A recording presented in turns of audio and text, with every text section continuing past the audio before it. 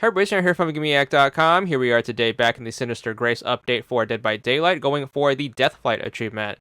This one's going to be done from the killer's side. It is to injure a survivor after vaulting during a chase a total of 20 times. Now, you can get this done with any killer, so no purchase necessary for this one. This is going to be the way it works. Basically, you're going to want to start chasing survivors as you normally would. And in the middle of these chases, you're going to need to find a vaulting spot, which is going to more likely than not be a window.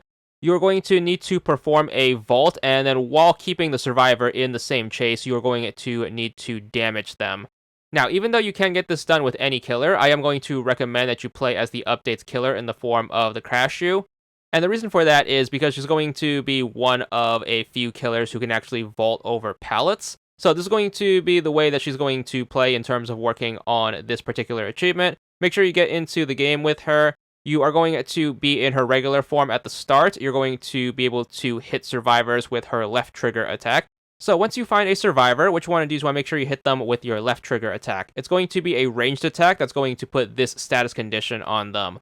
Now, while they have this status condition on them, you should be able to damage them whenever you are in your alternate form. You can switch back and forth between your two forms by hitting left bumper. So you're going to switch to her head form, and while in her head form, she should be able to vault over pallets. And the reason that's going to be a big help is because that's going to multiply the amount of vaultable spots on the map tremendously.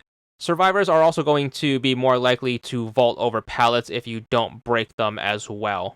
There is also this technique you can try to master where you try to chase the survivor in your regular form. You're going to try to lure them over to a pallet spot. Just before they cross over, make sure you initiate your transformation animation. What's going to happen is they're going to drop the pallet, it's going to hit your body, and then you can quickly, while in your head form, get over the pallet, and then you can hit them before they build up any significant amount of distance on you. So try your best to nail that technique down, and you should be able to get this achievement done in no time.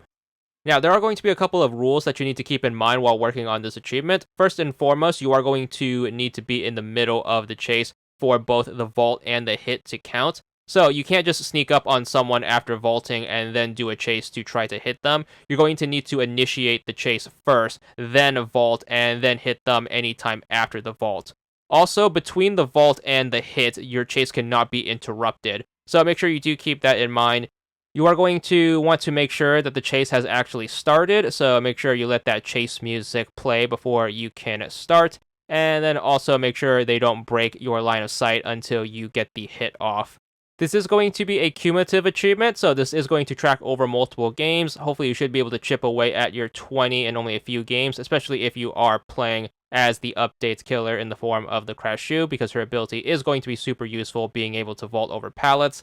Nonetheless, once you get your 20 hits after vaulting off, you should be good for the achievement. 40 gamer score for this one, and that's all there is to it.